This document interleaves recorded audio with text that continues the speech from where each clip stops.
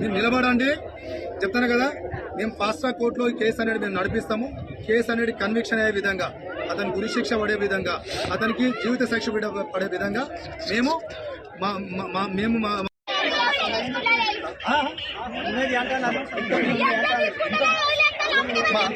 చూడు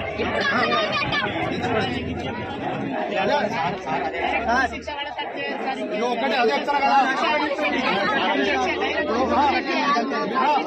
దీనికి కొద్ది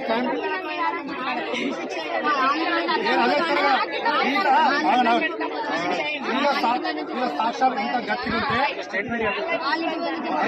అదే సాక్ష్యాలు కానీ అక్కడ ఉన్నటువంటి బంధువుల సాక్ష్యాలు కానీ, బంధువులు మీన్స్ ఎవరు అమ్మాయి తరఫున ఉన్నటువంటి బంధువుల సాక్ష్యాలు కానీ